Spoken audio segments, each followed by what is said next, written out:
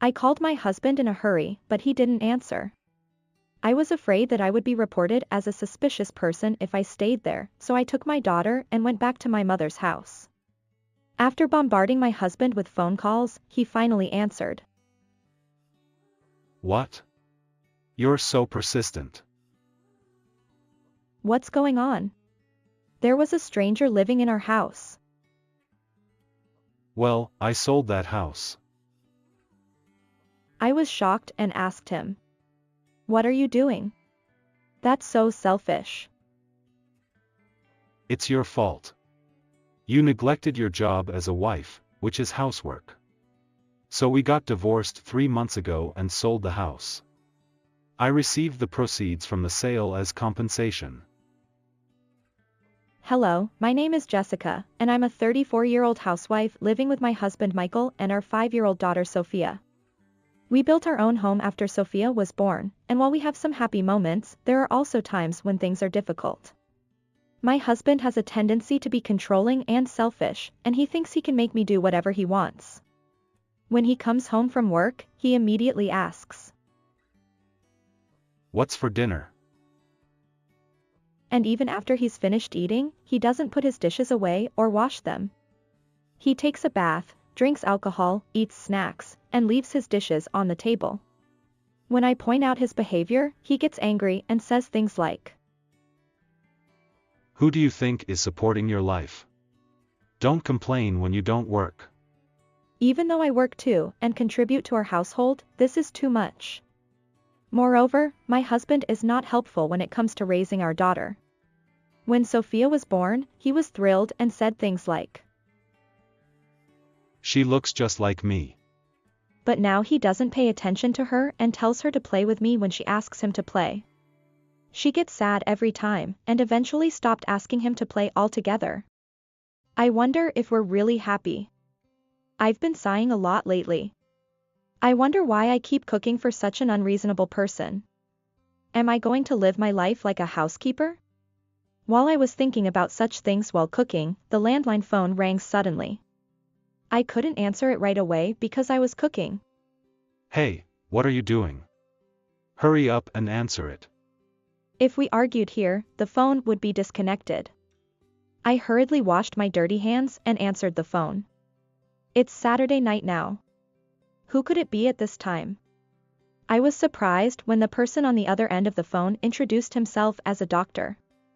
Then the doctor said something that surprised me even more.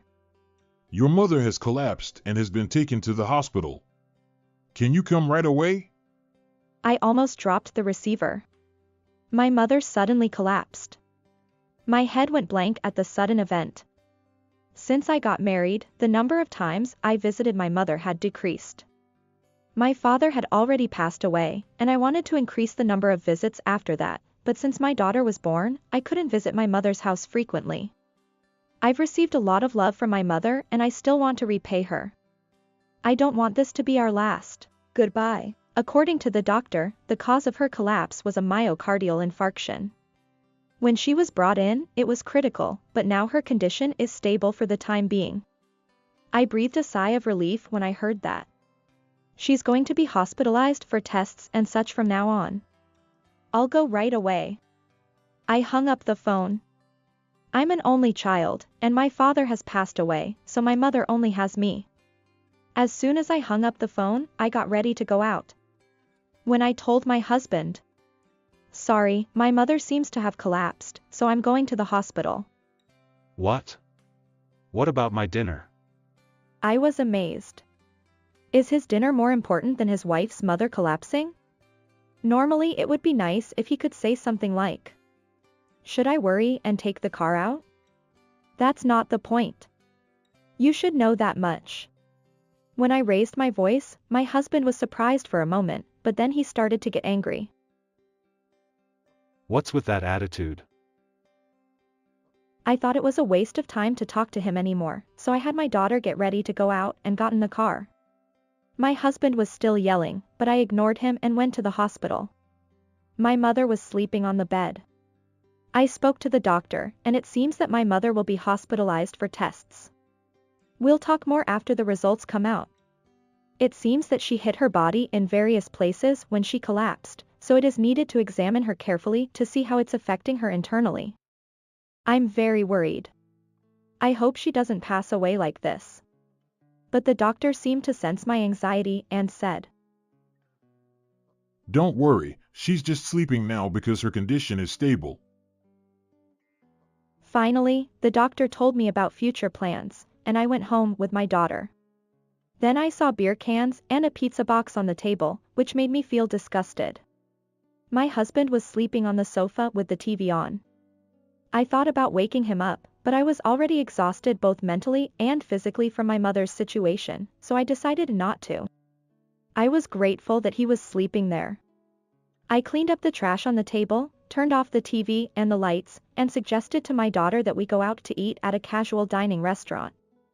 She was enjoying her kids' meal. While I was eating my own order, I was thinking about the future. I wonder if my mother is okay. Although she didn't have any life-threatening conditions this time, there's still a chance that something similar could happen again. I wonder if it's okay that I don't live nearby. But even if I suggest living with my mother to my husband, he'll definitely reject it. Still, I need to assert my own will for my mother, who is the only one related to me by blood. The next day, I mustered up the courage to talk to my husband. I told him that my mother is currently hospitalized for tests, and depending on the results, I want to live with her within my reach. Then my husband immediately replied, That's absolutely not going to happen. I expected it, but I didn't think he would reject it so quickly. Why not? This is my house. I won't let it become an uncomfortable place for me. That's terrible. I'm not talking about normal cohabitation. I'm saying that I want to live with her in case she needs care. Besides, this is my house too. What's not allowed is not allowed. I'm the one who works and pays for our living expenses, so I have the right to make decisions. I never thought my husband was such a selfish man who didn't understand anything. He might be the one paying for our living expenses, but I'm the one who takes care of everything in this house. I felt more distrustful of my husband than ever before. A few days later, I went to the hospital to get the results of the test. It turned out that my mother had hurt her back and would need care after being discharged from the hospital. I was in a bind because my husband had just told me that living together was absolutely out of the question. What should I do if I need to take care of my mother in the future? At that moment, I'm sorry for causing you trouble. my mother said with a sad expression. Seeing my mother like that, I realized that she was the one I needed to cherish. My husband's opinion and such things don't matter now. Don't worry, Mom. Everything will be fine, I said, holding her hand. I vowed to do whatever I could for my mother. After that, I told my husband several times that my mother needed care and I wanted to live with her to take care of her, but he rejected it every time. I'll go back to my mother's house for a while to take care of my mother. My husband got angry. You should have done that from the beginning. Don't make things complicated. I was really angry, but I got permission to go back to my mother's house, so I went there with my daughter after my mother was discharged from the hospital.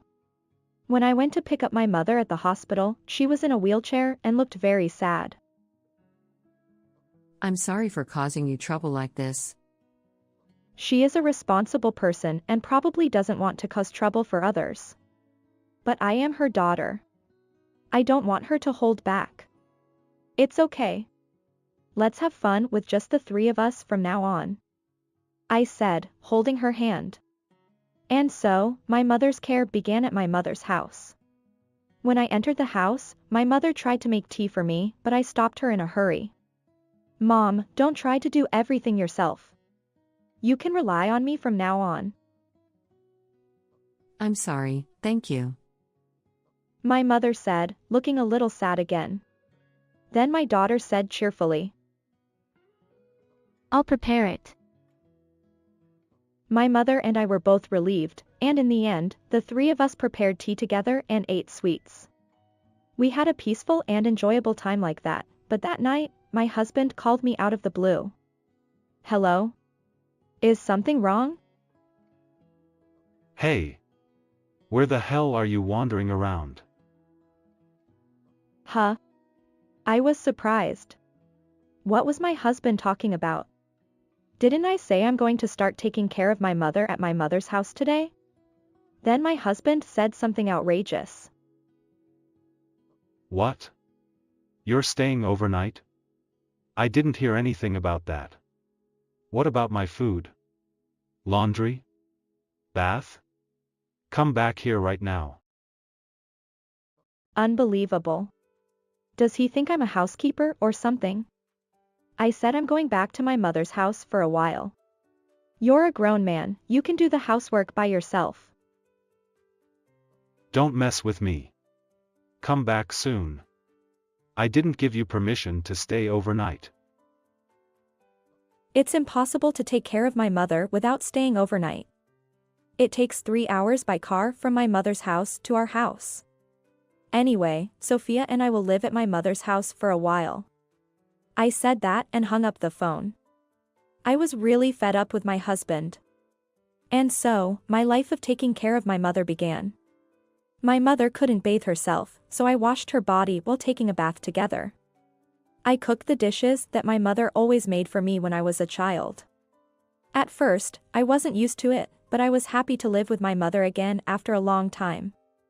My daughter also seems happy to spend time with her grandmother. Although my mother can't play with her, she listens to my daughter's stories and my daughter is very fond of her. After a while, there was no contact from my husband since that day. I was surprised, but it was a relief that he didn't contact me, so I didn't contact him either. One day, about 3 months after that, my mother's condition worsened. I took her to the hospital in a hurry. According to the doctor's diagnosis, her back was quite bad and her leg muscles were also weakening. I was told that she needed to switch to a hospitalization lifestyle, so I requested it. I want my mother's condition to improve as much as possible. I immediately completed the hospitalization procedures and brought my mother's change of clothes from home. I'll come to visit you every day.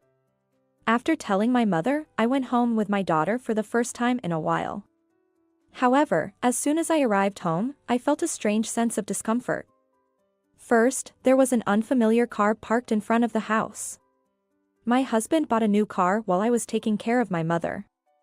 I was fed up with him. I was going to complain about it, but when I tried to unlock the door with my key, it wouldn't turn. What's going on? No matter how many times I tried, the key wouldn't work. Is this not my house? I looked at the exterior of the house in a hurry, but it was definitely the house that my husband and I built. But I was surprised when I looked at the nameplate. The name of a complete stranger was written on it. I was at a loss for words. It had been 3 months since I started living with my mother to take care of her. Did my husband sell our house during that time? I called my husband in a hurry, but he didn't answer. For the time being, I went back to my mother's house with my daughter because I was afraid of being reported as a suspicious person if I stayed there. And then I called my husband over and over again until he finally answered the phone. What's up? You're so persistent. What's going on? A stranger was living in our house. Well, I sold the house. What? How dare you do something like that? It's your fault. You neglected your job as a wife and housekeeper. So we got divorced 3 months ago and sold the house. I'll take the money from the sale as compensation. What? I couldn't understand what my husband was saying. What is he talking about? Wait a minute. What do you mean we got divorced? I already filed for divorce. You and I are strangers now. Don't ever contact me again. He said, and hung up the phone. I panicked. What happened? I didn't sign any divorce papers, but how can we get divorced? First, take a deep breath and calm down. Falsifying a divorce document is a crime, isn't it? I hurried to a lawyer's office and consulted with them. As expected, it is considered a crime. I explained the situation and asked the lawyer for help. I thought it was suspicious that my husband would do something like this without my knowledge, so I decided to investigate that point as well. I requested an investigation from a private detective agency using my savings from my time as a company employee. After about a week, evidence of my husband's affair came to light. It seems that my husband thought he could divorce me and was meeting his mistress openly. I sent a certified letter to my husband's workplace demanding a divorce and compensation for damages, including evidence of his affair. I also accused him of forging the divorce papers. Then, my husband contacted me immediately. Hey! What's the meaning of this? Don't send weird stuff to my company.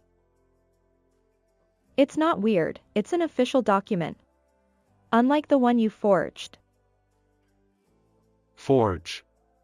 I filled out the divorce papers using your signature, so there's no problem, right? That means we're divorced and I'm not cheating. I was dumbfounded. If that's what you want to believe, then go ahead.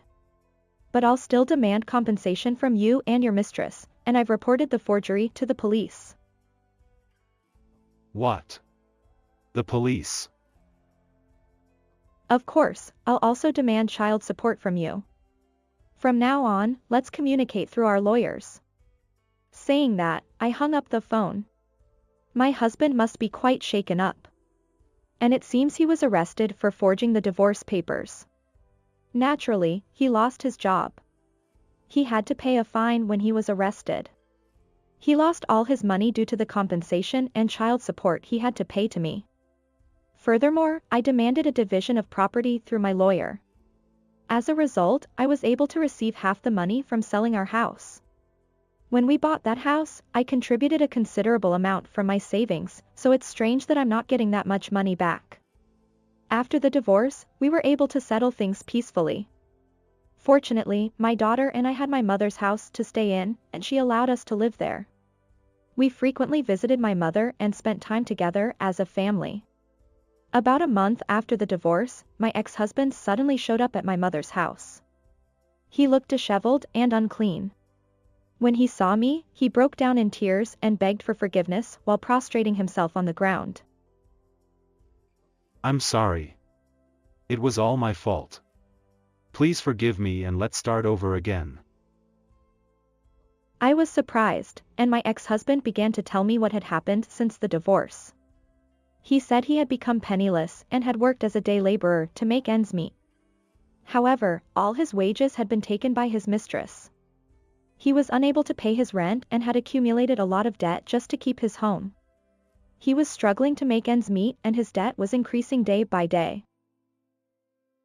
Please, I'll break up with my girlfriend. Let's start over again. You do the housework and I'll earn money. The sight of my ex-husband's downfall was quite satisfying, but I didn't want him to come here. How are you going to support us in your current state? Well, I won't take you back even if you pay me. Just leave now. We're officially divorced, so don't come here again. If you do, I'll call the police. My ex-husband was frightened by the word police. I don't want to get arrested anymore. Saying that, my ex-husband ran away in a hurry. I didn't think he would come back again, but I was able to find a new job, so I decided to move to an apartment near the hospital where my mother was hospitalized. I now live in a new and clean apartment with my daughter and spend happy days visiting my mother. It's unthinkable to sell a house without permission, and it's crazy to forge divorce papers. I'm glad she was able to break up with such a dangerous man. I think it's tough for her to work while taking care of her mother's illness and raising her child, but I hope she'll do her best. How was this story? Please subscribe to the channel. See you in the next video.